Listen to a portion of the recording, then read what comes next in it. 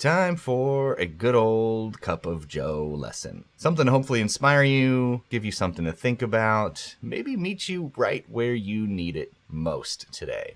The grass is not always greener.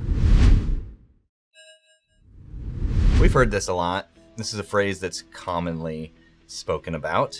The grass is greener. We always feel that our neighbor's grass is greener than ours. We always feel that there's another project that has more potential than the one we're working on.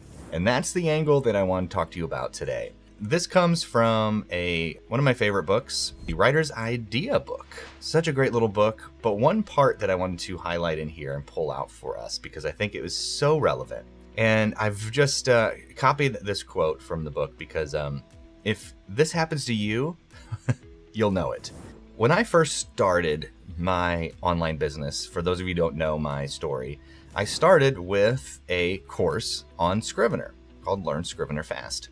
I was working a corporate day job. I was not known online at all, had no online presence. The only thing that I saw was this need for proper, thorough, and easy to understand training for Scrivener. Stuff that was out there just wasn't that helpful.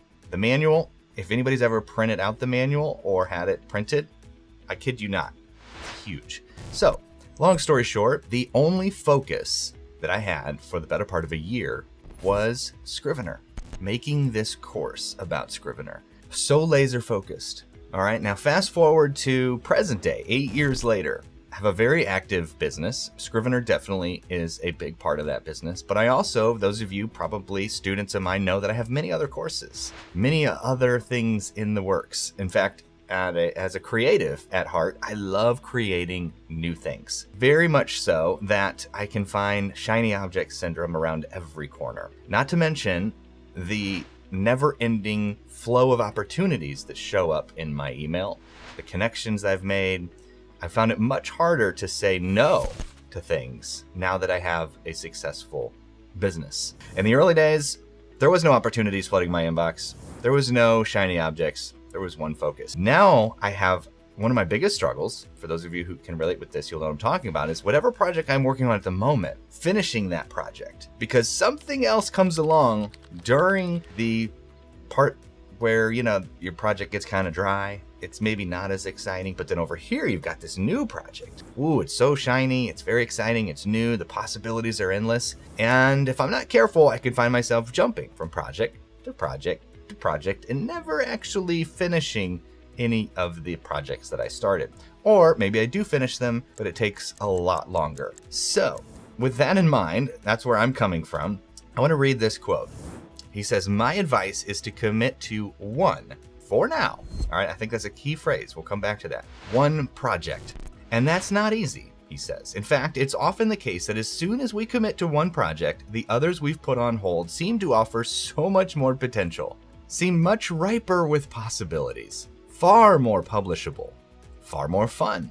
Don't fall for this grass is greener syndrome. In most cases, it's simply a way to keep yourself from committing to a project, from taking the emotional, intellectual, and literary risk of going down deep in your creative explorations. I don't think he's wrong there. So he offers some homework too in this book. And this is homework that I myself am participating in. Give yourself a deadline or endpoint for that commitment. So if you have a project in mind and you've jumped to other projects, you've had this grass is greener syndrome, I want you to think about that project and commit to only working on that one for now. Give yourself a deadline or an endpoint.